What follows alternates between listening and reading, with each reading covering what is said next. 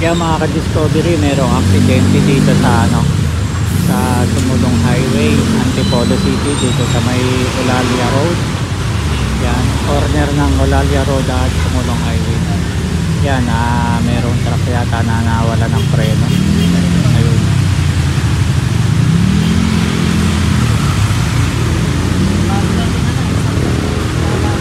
Yan, mag-interview tayo ng mga tao dito at kausapin natin kung anong nangyari.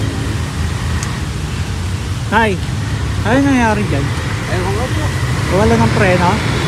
Ha? Yung truck? Ayun. Truck na wala ng preno.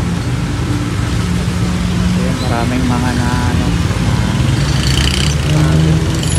Kuya, ano yan? Nawala ng preno?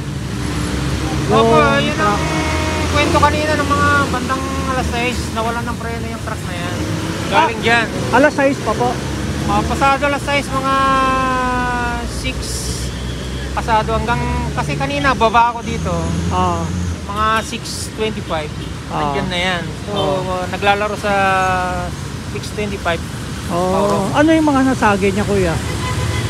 Meron kaninang dyan, naipit na motor. Merong dump truck dyan na walang laman. Meron din sasakyan, tapos may motor din na nagip. Grabe, no? Ilan kayang tawi? Dalawa yung pagkakas na nakamotor eh. Yung tayo na dito, yung may 4-wheel. Yung driver ng dump truck, yun yung critical. Hindi, patay na. Ayun o, yun yung binukuha ng morgue. Yan, grabe. Yung pala yung morgue. Yung huling tinanggal. Nakasabay ko pala yun, yung morgue na yun. Morgue yan. Grabe, no? Galing dito, no? Galing dyan, Sumulong. Tapos pag ganun, binangga na lang niya dyan, no? Wala daw preno. Binangga niya doon. Ang bibilis. Yung mga nandun na sasakyan, yun yung nagip niya. Ang bibilis kasi na mga galing dito. Mabulusok pa ganun. Yung mga truck. Marami. Matagal na kami nakatira dito. Doon pa man, hindi pa ganito ang two-way pa lang to. Marami na talagang na-aksidente dyan kasi yung area may blind spot. Yung area na to. Intersection na rin. Yung intersection na to. Pitroso to. Grabe, no? Dapat yung stoplight paganahin na, no? Para umihinto talaga mga kalalagay lang yan, kuya. Ayan, kalalagay lang. Hindi pa napapagana. Ayan. Nasira na agad. Ayun lang. Yan, mga ka-discovery. Ayan na. Tinatanggal nga ulit eh. Malamang nasira yan. Grabe. Dami palang nadamay, no? Kargado ng buhangin eh. Buhangin. Yung mga buhangin nga, sumubsob dun eh. Sa may driver eh. Grabe talaga, baka puyat pa yung driver. Ito pa nga yung mga remnant niya, pag siguro, similapon bagyo yung mga kargado. Yan, napaka-delikado talaga dito. Yung mga, kundi ng mga nabangga niya. Kalat. Talagang durog, ano? Grabe.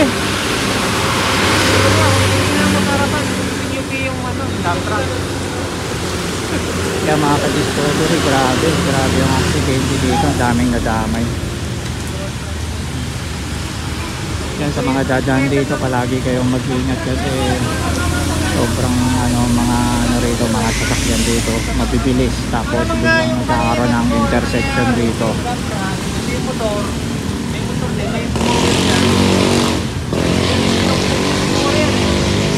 Kaya yung motor doon nasubsob eh. Talagang naipit din yung motor eh. Ipit na ipit talaga yung motor, ano? Kaya lang upper body nyo lang ang kaya puti nakakonsuguro siya. Buti, no? Doon siya mismo eh. Sa may metro na yan. May patir dyan eh. May poste ng CCTV dyan. Tapos may poste ng bagong lagay na stoplight. Matibay yan eh. Yan, grabe.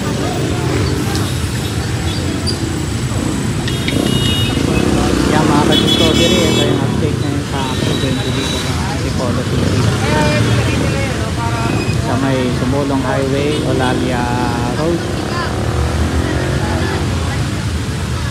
Yan, kawawa. yun. Yung rescue ng mga rescuer. Malamang na ako ng case mo. Pag nagaling, eh, epic yun eh. Kaya ang sabi kanina ng mga nauna sa akin na nakisote eh. Hindi ko na kaya. Kaya yata kanina eh.